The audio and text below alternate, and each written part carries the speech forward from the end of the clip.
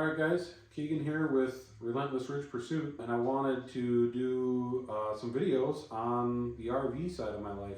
Some of you guys may know and some of you guys may not know, I've been in the RV industry for about 11 years. I got master certified through RVTI about a year and a half ago. From there I was certified for about 2 to 3 years before that. So I've seen a few things on the RV side, and I'm hoping some of these videos help all of you out in the field or even just in your permanent site trailer. So today we are going to be going over batteries and why it's needed and maintenance procedures and all that stuff. So I hope that you find this video educational or that you learned something. Please let me know if there's something specific that maybe you're thinking you'd like some more information on. And if I can make it happen, I will. So let's get right into it. So I wanted to start with kind of what I would consider the heart of an RV, which to me is the battery. We have a 12-volt RV deep cycle marine battery here. And the biggest thing with these batteries is that they need to stay charged. On top of that, they will need to be installed on your RV. And I would consider that something that should be on your RV year-round, including if you're at a permanent site trailer, if you're taking your RV and you're traveling with it, you should always have this battery on it, or a battery on it. And the reason that is when it comes to electrical, one of the big things with RVs is your 12-volt side of your trailer. The 12-volt side, and the best way I can explain it, is going to be anything that runs off of your battery. The best way to look at it is if you look in your fuse slash breaker box, you're going to have a side with breakers, which is going to be 110 power. That's going to be your shore power, or the power that you get from the campground. And then you're going to have your fuses, which are going to be ran off a 12-volt, which is your battery power. So anything that's on the fuse side is 12-volt. Anything that's on the 110 side or shore power side is going to be stuff that is requiring that power to be able to run. We'll probably do a future video into 110 power a little bit, but for today we're just going to talk about batteries and kind of the differences there, and you know, what kind of power is needed to run stuff. So like I said at the start of the video, you will want to have a battery on your coach at all times. To give you a little more in-depth on why you should have that, is a battery acts as a filter. So the difference between AC voltage, which is 110 power, is AC stands for alternating current. So it's going up and down as it's flowing in, where your 12-volt side is going to be DC, which is direct current. So basically a straight line. And so what can happen is if you don't have a battery on your coach and you're strictly running off 110 power, what's happening is your coach has a converter in it, which is converting your 110 power to 12-volt power.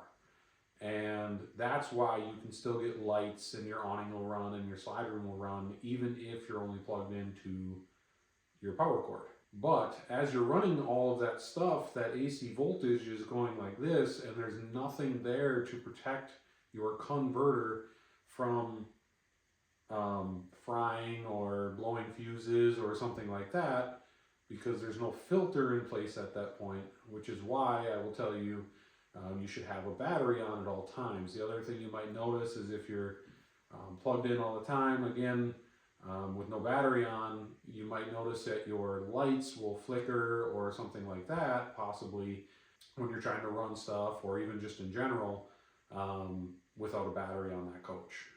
So that being said, I do highly recommend even a permanent site trailer gets a battery installed on it during the course of the year, especially while you're using it. We'll kind of lead into a little bit of the storage of a battery.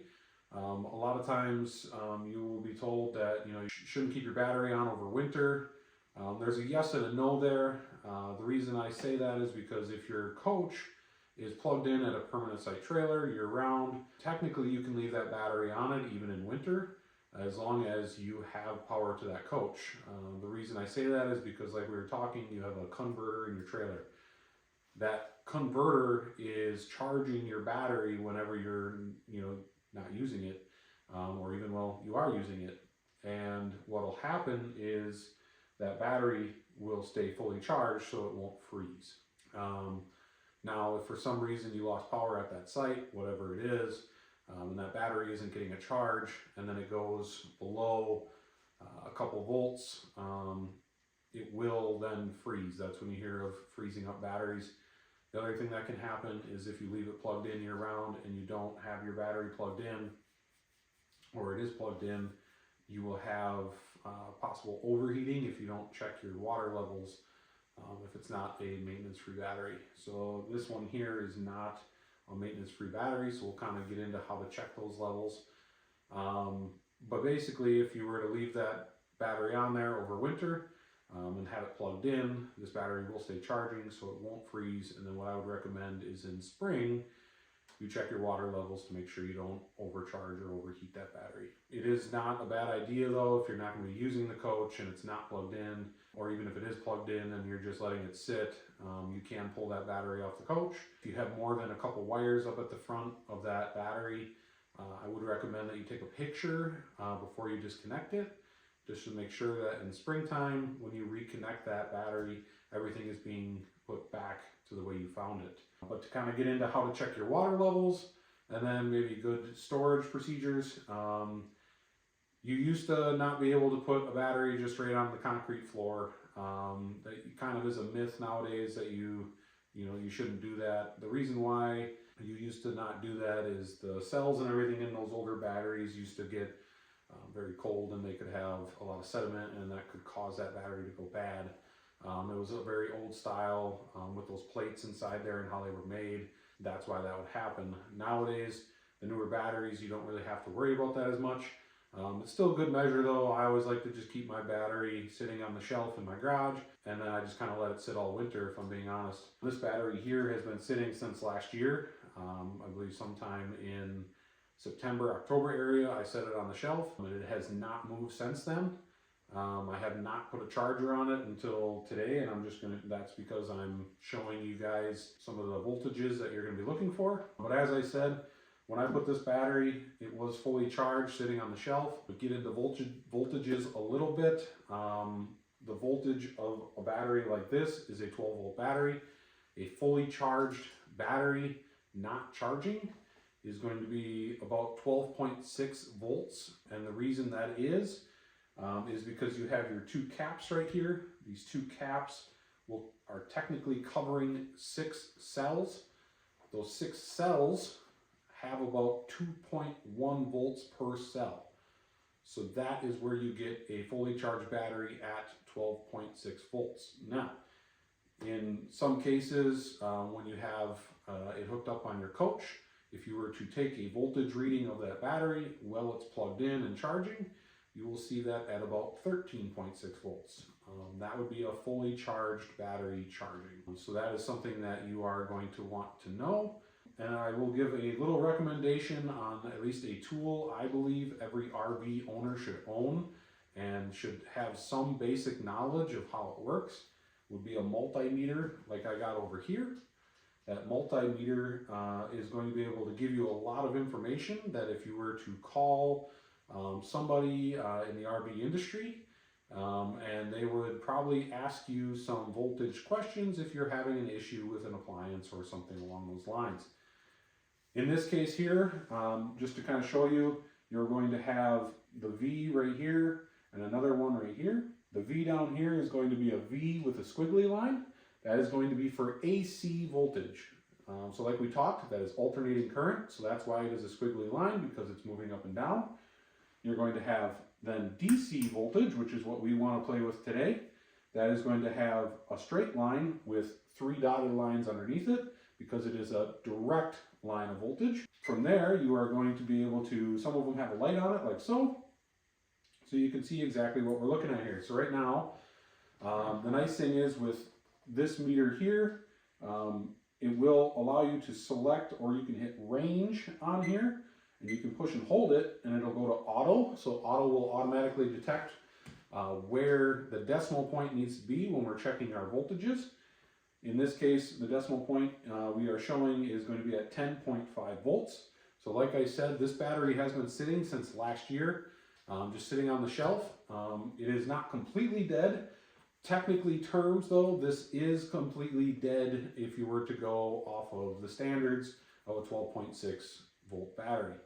In this case, if we were to hook this up to a coach, we would probably get some lights and stuff like that, but our furnace may not light and some stuff like that. So voltage readings can be very important in that case, because if we were to, let's say, have a refrigerator that is not working properly, and we were to, have to talk to somebody on the phone, I would be going, okay, if you have a multimeter, can you please tell me what the voltage reading is between this pin and this pin on the control board?